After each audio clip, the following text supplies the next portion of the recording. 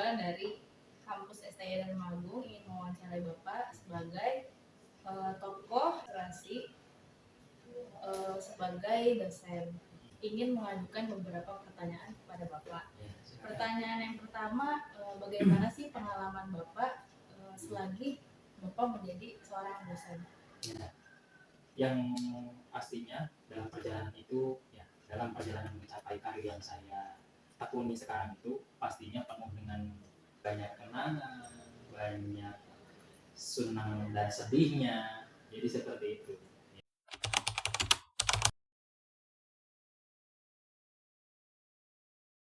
Setelah itu, saya ingin berbagi pengalaman sebenarnya.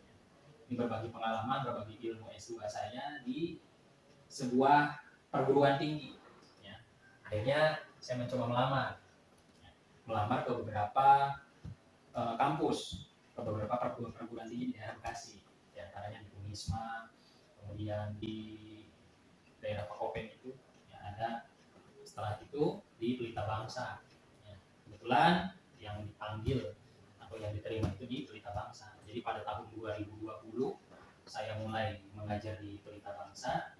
Sampai saat ini saya pun masih mengajar di Pelita Bangsa. Jadi seperti itu sedikit perjalanan karir saya yang saya temui sekarang. Terima kasih Pak. Alasannya kenapa sih Bapak hingga saat ini memilih karir menjadi dosen? Kenapa sampai saat ini saya lebih menekuni dosen? Karena yang namanya ilmu itu harus senantiasa kita bagikan.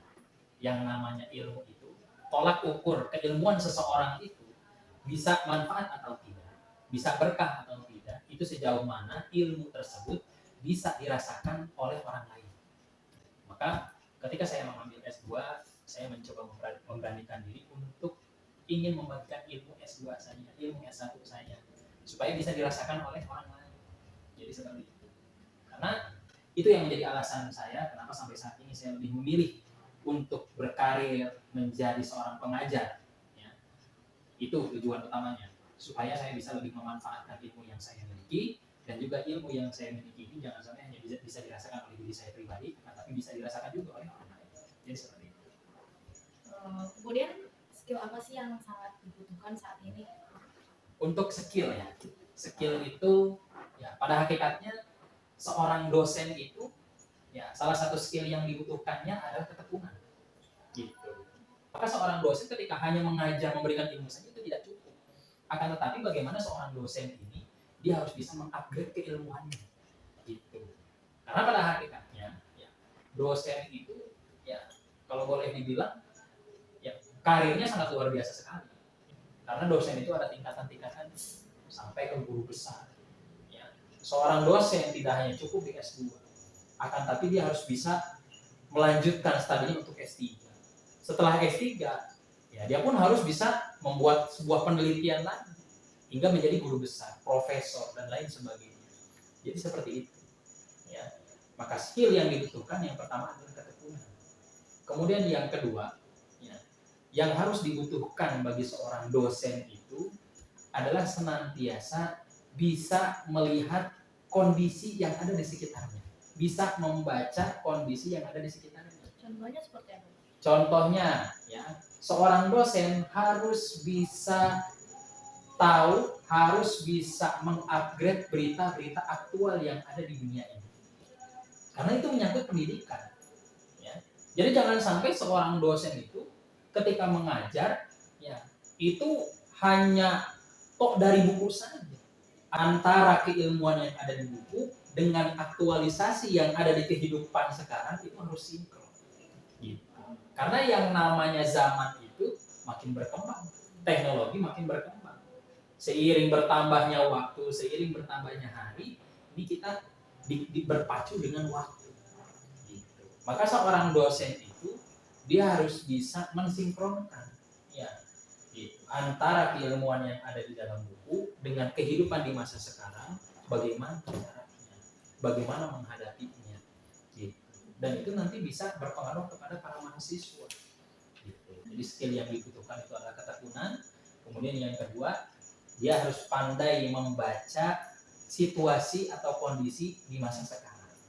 Jadi seperti itu. apa sih pandangan Bapak sebelumnya tentang karir saat ini?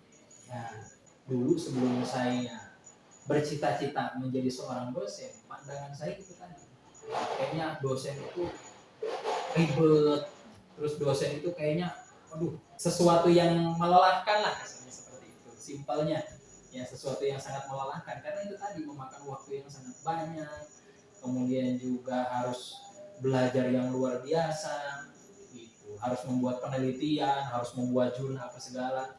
Tapi setelah saya berkecimpung di ini, ya have fun saja, biasa-biasa saja, ya jalannya aja, dan itu menjadi suatu kesenangan, suatu kegembiraan gitu.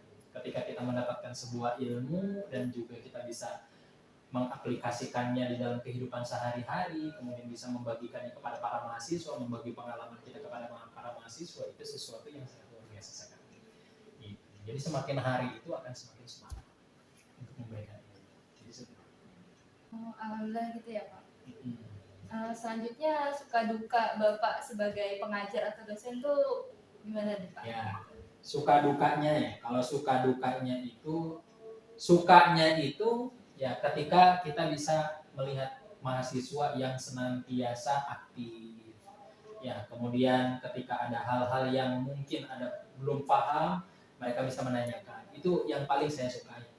Gitu. Dukanya ya, karena kita masih pembelajaran online, kadang pembelajaran daring ini, dukanya itu kadang ya ada kalanya nanti kita udah jalan 2 jam, misalkan yang 3 SKS itu kan kadang udah jalan 1 jam 2 jam baru ada yang masuk. Kadang nanti pas di tengah-tengah ya ada yang keluar, ternyata kuotanya habis, ya kan? Iya. Terus juga kadang internetnya gangguan, tahu-tahu pas lagi nge-zoom langsung putus, ya lost connection. Ya, jadi seperti itu lah suka dukanya. Tapi ya intinya dari suka duka seperti itu ya jalani saja. Ya. Yang namanya setiap karir yang kita ambil, setiap jalan yang kita ambil tidak serta-merta mulus. Gitu. Apalagi ketika saya ingin menggapai dosen seperti ini, itu tantangannya luar biasa sekali. Baik dari teman-teman, ya sampai ada yang malah mungkin jadi dosen. Gitu. Macam-macam. Itulah suka dukanya. Ada yang bilang mustahil jadi dosen. Gitu. Yang paling penting ketika kita menjadi seorang pengajar, bagaimana caranya kita lebih mengedepankan untuk membagi keilmuan kita, membagi pengalaman kita. Ya, jadi seperti itu. Kemudian Hal yang paling berkesan itu adalah ketika pertama ya, bisa S2. Itu kalau boleh dibilang itu hal yang paling berkesan. Jadi tidak pernah mengira saya bisa selesai kuliah S2 ya, dan sekarang saat ini bisa sampai S3. Itu tidak pernah mengira. Ya. Karena apa? Ya kalau boleh dibilang apa ya? Mustahil lah. Gitu. Mustahil. Tapi saya teringat oleh perkataan guru saya, ya, barang siapa yang menuntut ilmu, maka Allah Subhanahu wa Ta'ala itu akan melapangkan rezeki. Jadi semuanya tergantung niat kita. Gitu. Kalau kita sudah punya niat yang kuat, maka Allah akan bantu. Hingga saat ini siapa sih yang menjadi inspirasi bagi Bapak sendiri gitu? Ya, yang menjadi inspirasi buat saya yaitu adalah paling utama ya baginda Rasulullah SAW. Itu menjadi inspirasi buat saya. Karena beliau ya, tidak pernah lelah untuk bisa memberikan manfaat kepada orang lain. Meskipun orang membencinya, tetap beliau istiqomah untuk memberikan kebaikan, menyebarkan kebaikan. Ya, itu yang pertama, itu yang menjadi inspirasi saya. Itu. Kemudian yang kedua adalah orang tua saya. Ya, orang tua saya, ya memang basicnya orang tua saya adalah pengajar, guru. Ya.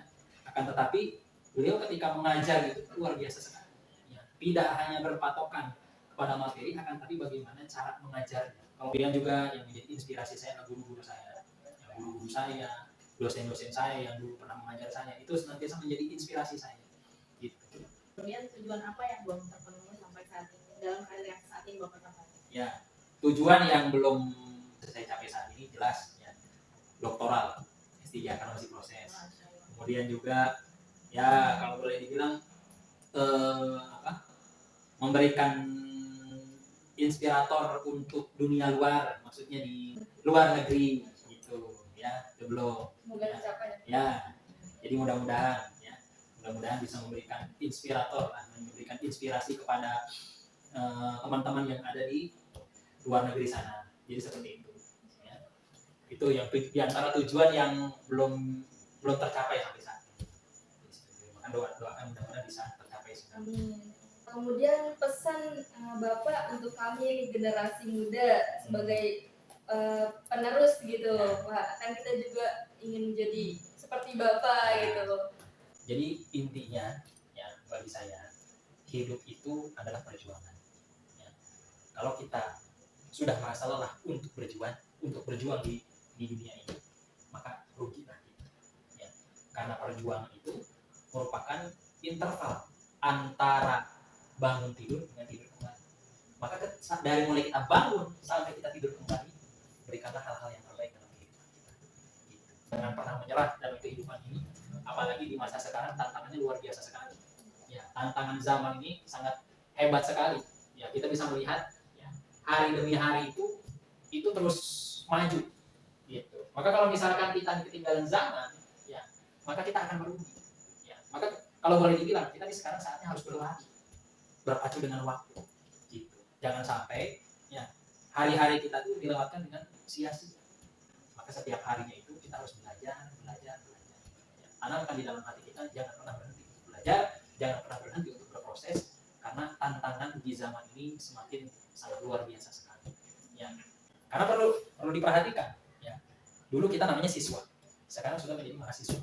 Ya. Ini harus membedakan. Kalau misalkan sifat kita, karakter kita masih seperti seorang siswa, yang dimana seorang siswa itu kan kalau cara belajarnya itu disuapin, ya, gitu. Kayak seorang ibu nyuapin anaknya. Nah kalau mahasiswa, yang namanya mahasiswa itu harus bisa belajar sendiri, mandiri semuanya. Jadi seperti itu. Ya jangan sampai ketika kita sudah menjadi seorang mahasiswa, ya cara belajar kita harus masih disuapin. Gitu. Ya makanya kalau yang namanya mahasiswa itu harus aktif di dalam kelas. Gitu. Meskipun contoh misalkan seorang dosen memberikan sebuah permasalahan, maka mahasiswa yang aktif dia akan senantiasa menanggapi. Ya. Dikasih satu permasalahan, bagaimana caranya dia memecahkan masalah tersebut. Itulah seorang mahasiswa. Tapi kalau ngajar siswa, langsung dikasih tahu caranya begini, gitu. Rumusnya begini. Mahasiswa nggak bisa seperti itu. Jadi jangan sampai kita hanya aktif di dalam kelas saja, tapi di luar kelas kita tidak. Justru yang paling penting itu adalah di luar kelas. Gitu. Ya, karena di luar kelas itu kita langsung bersinggungan dengan orang banyak. Ya, bagaimana cara kita bersosialisasi, gitu. Jadi bagaimana cara kita berinteraksi dengan sesama manusia, ya. Dan juga yang menjadi seorang mahasiswa, ya, yang paling penting adalah menjaga ketaatan dirinya kepada Allah Subhanahu Wa Taala dengan ibadah. Ya, sudah selayaknya, ya, ketika menjadi seorang mahasiswa, khususnya mahasiswa Muslim, maka harus menjaga ibadahnya kepada Allah Subhanahu Wa Taala. Maka, ya, terakhir pesan dari saya, jangan pernah meninggalkan ibadah, ya, jangan pernah merasa lelah untuk menambah keilmuan. Semangat dalam menggapai cita-cita dan harus punya prinsip, mudah berkelana untuk mencari keilmuan. Ya, kemudian ketika waktu tua nanti kita akan bercerita kepada anak kita. Gitu. Kemudian juga senantiasa kita harus setiap harinya diusahakan membaca buku, membaca berita, ya, kemudian menambah ilmu supaya apa? Supaya kita bisa mengupgrade apa yang ada di dunia. Itu mungkin dari saya. Ya. Terima kasih untuk wawancara hari ini dari Bapak. Sama-sama. Mudah-mudahan wawancara kita pada hari ini senantiasa menjadi inspirasi buat kita bersama, ya. Kemudian juga senantiasa bisa menjadi bahan pelajaran. Ya, ini buat saya juga. Ya, karena jangan pernah merasa cukup.